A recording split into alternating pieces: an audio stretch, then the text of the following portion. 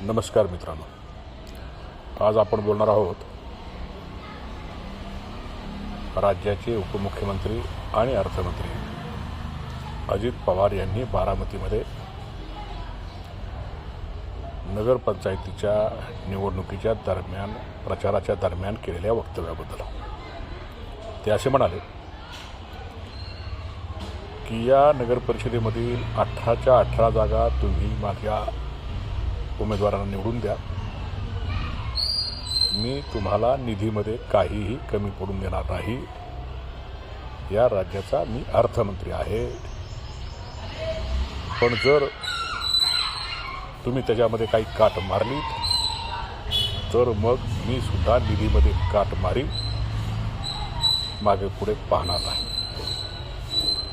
अशा पद्धतीचे वक्तव्य करून जो महाराष्ट्र शिवराय फुले शाहू आंबेडकरांच्या विचारानं चालतो,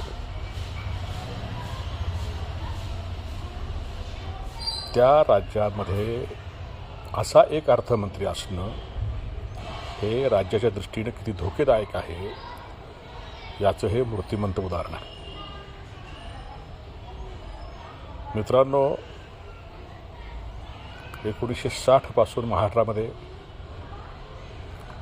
अनेक सत्ता आल्या, अनेक सत्ता गेल्या, परंतु 2014मध्ये देवेंद्र फडणवीस यांचं पहिल्यांदा आलेलं सरकार, त्याच्यानंतर एकनाथ शिंदे यांच्या मुख्यमंत्रीपदाच्या काळामध्ये 2.5 वर्ष असलेलं सरकार आणि आता पुन्हा गेल्या वर्षापासून मुख्यमंत्री देवेंद्र फडणवीस यांच्या नेतृत्वाखालचं हे सरकार,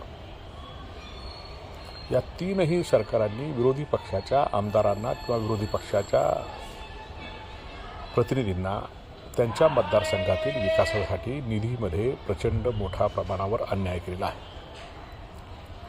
हे असं पूर्वी कधीच झालं नव्हतं. या राज्यामध्ये दादा जाधवराव असतील, प्राध्यापक रणजित पाटील सर असतील,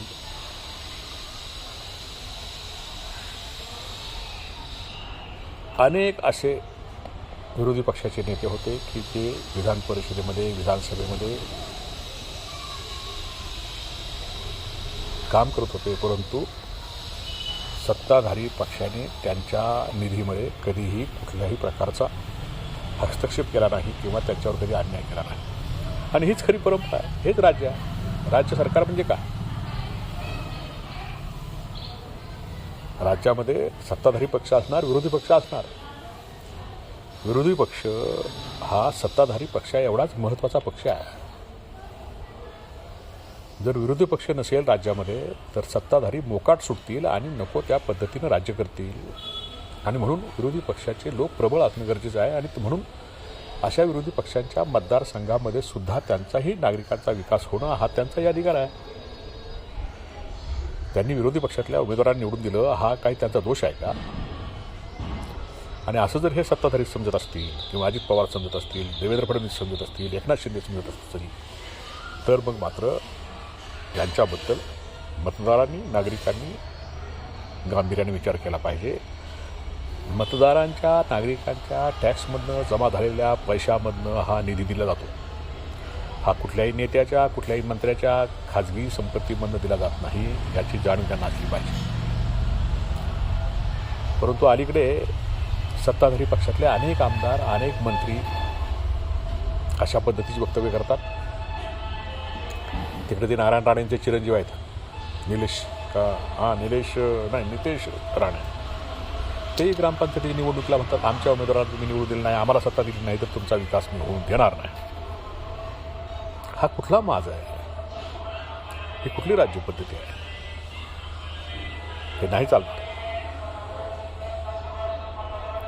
अशा पद्धतीनं डबल इंजिनचं सरकार म्हणायचं, ट्रिपल इंजिनचं सरकार म्हणायचं आणि लोकांना संभ्रमित करायचं, हे नाटकं आता देवेंद्र फडणवीस, अजितदादा पवार, एकनाथ शिंदे आता बंद करा.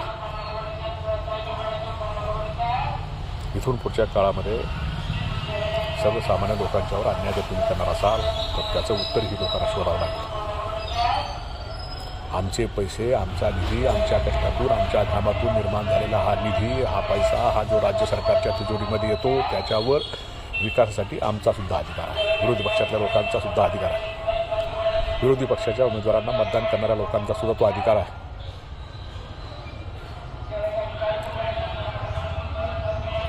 पण अशा पद्धतीनं अतिशय निकृष्ट दृष्टी असलेली, सदोष दृष्टी असलेले लोक जर सत्तेवर असतील तर ह्या गोष्टी आणखी कठीण होत जातील. म्हणून भावांनो बहिणींनो, जागे व्हा, शहाणे व्हा आणि या माजोरी असलेल्या सत्ताधाऱ्यांना धडा शिकवण्यासाठी सज्ज व्हा. स्थानिक स्वराज्य संस्थांच्या निवडणुकीमध्ये तरी किमान